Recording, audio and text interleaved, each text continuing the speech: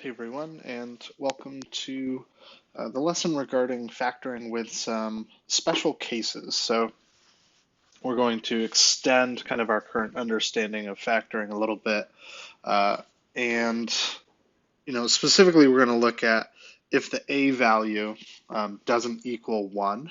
So generally in the cases that we've had, so here's an example, our a value, which is generally this coefficient in front of x squared, is a 1, or we can manipulate our equation so that it's a 1. And if it's 1, it ends up making factoring a lot easier. So here I just need to think about, okay, what multiplies together to give me 11, which is a prime number, so it's just 1 and 11. And then I need to make sure that it gets me to negative 12 when I add them together. So I end up being able to change my equation to this. And then I'm just solving both of these. Again, don't lose sight of the fact that in reality what we're doing, it's not as easy as just a sign switch when we do this. We should be saying, okay, two things multiplied together are going to equal 0 if x minus 1 equals 0, or if x minus 11 equals 0. So we have these little mini equations that we still have to solve. But then I can do that and I just get these two results. Here, again, similar, I'm not going to go through this entire problem, but I can end up turning this a value into a 1, and that's going to make my life a lot easier here. So this becomes this. And then I should be able to factor that resulting expression. So those are relatively straightforward.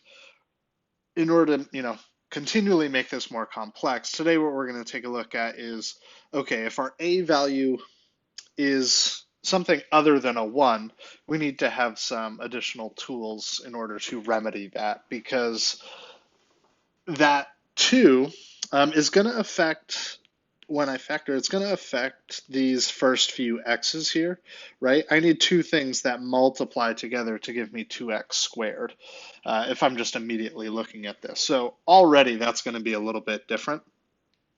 But what we're going to look at today is even a more simplified case of that, where as I look through the terms that I have a common factor among all of these that I can actually factor out first. And then my problem is going to become no more difficult than it was in previous days. So if I look at this and I say, oh, okay, what goes into 2x squared that also goes into 4x and also goes into 6, or are all of these numbers divisible by something? They are. They are all divisible by 2. So my first step here is to factor out a 2. And on the inside, it's going to amount to basically all of these terms being divided by 2. If we're confused about how that works, or really what we did, if you look at doing the opposite, where I'm distributing that 2 back inside, we can say, oh yeah, I would get 2x squared plus 4x minus 6. So those are in fact equivalent when I do that. Now at this point, I just have my relatively straightforward process of just figuring out if I can factor this inside expression. So then, what multiplies to negative 3 and adds to 2? I'm going to say x plus 3 and then x minus 1 equals 0. And I can now solve this quadratic. That 2 actually isn't really going to play a role. If I think about this, I now have just 3 things being multiplied together to equal 0. The only way that that can happen is if x plus 3 equals 0, or if x minus 1 equals 0, or, it's never going to happen, or 2 equals 0. So this is obviously not going to generate any kind of solution out here, so I can disregard that one. But then these two on the inside, I'm going to end up getting x equals negative 3 and x equals 1 for my solutions to this. This next problem isn't too different. There's going to be a common factor here. So I'm just going to start with my traditional strategy of trying to get everything equal to 0. So I'm going to take away 5x from both sides. And I'm going to be left with 5x squared minus 10x equals 0. And now I need to solve this. And if I look, hey, what's common between both of those terms, or what can I factor out? So they're both divisible by 5, which is good. And then the other thing that I have to take out in this case is that they are also both, in theory, divisible by x. So I'm going to take 5x out of both of those. And when I do that to this first one, I'm just going to get x left over. And then here I'm going to get minus 2 equals 0. Again, if we're confused as to how that's working, we just need to kind of think in reverse and say, okay, if I distributed that, am I going to get to that previous expression? So 5x times x gives me 5x squared. 5x times negative 2 gives me minus 10x. The practice with being able to factor that so quickly is going to come in time. It's just something that we need to continually work on. So now we might not think that I really have two, we're more comfortable if I have two different parentheses like this equals 0. But what I'm going to be saying here is when does 5x equal 0 and when does x minus 2 equal 0? Well, this one's pretty easy. We just say x equals 2. And this one's easy as well. We just sometimes overlook it.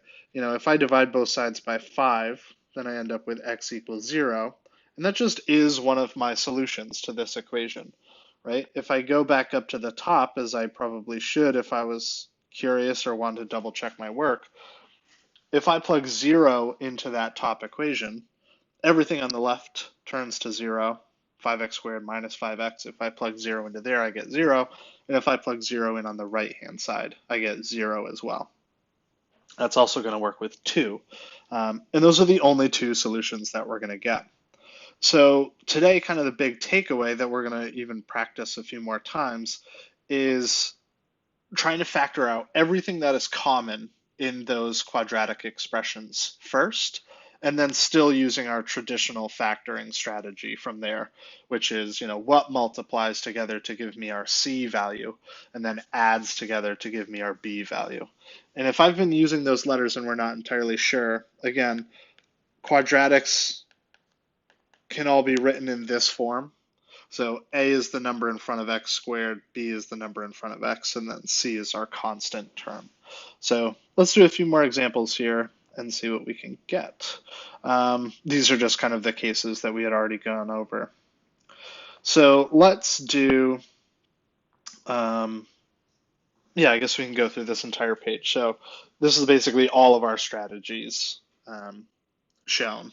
So we have the straightforward strategy, which just says, hey, what multiplies to negative 6 and adds to 5? So my options here are 1 and 6, 2 and 3. Those are my factors of 6. And then I need a combination of that gets me to positive 5. I know that the sign of those have to be different in order to get a negative value here. The only way to do that is if one is positive and one is negative. So that's going to be 6 and 1, and I'm going to want positive 6 and negative 1 because I need to hit a positive 5. So this can be written as x minus 1, x plus 6, and I get my two different answers, x equals 1 and x equals negative 6. Sweet. So that's our easiest strategy.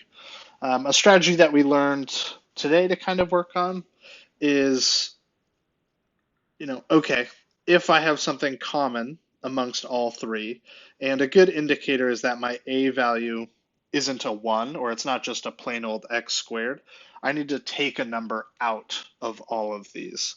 So all these are divisible by 3, so I'm going to take a 3 out. I can't take 3x out because that 9 on the end doesn't have an x to give.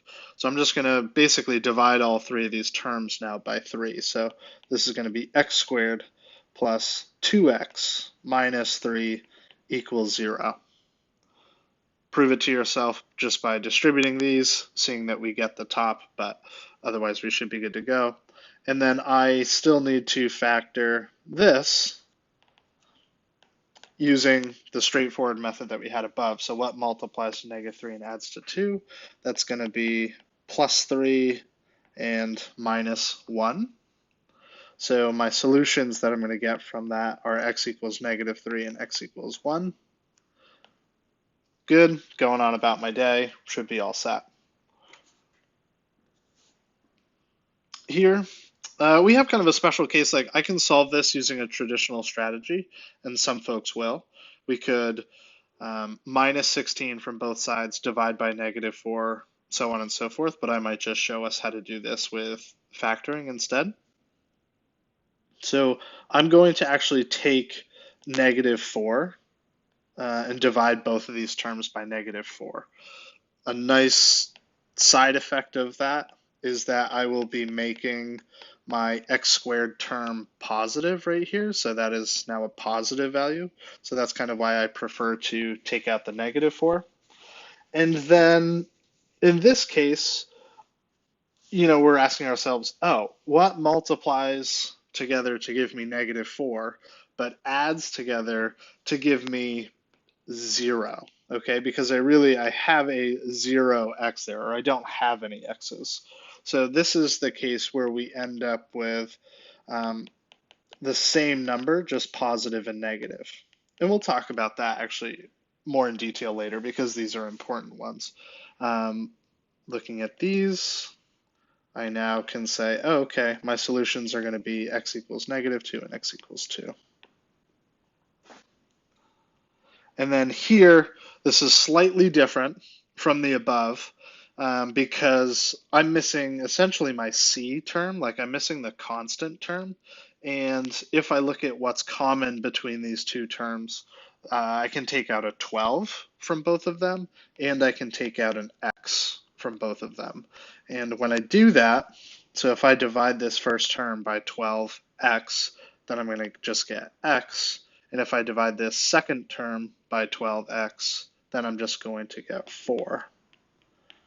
Okay, prove it to yourself by distributing if you need to, but 12x times x is 12x squared. 12x times -4 is -48x. And then I need to solve these resulting ones. So when does 12x equal 0? When does x minus 4 equal 0?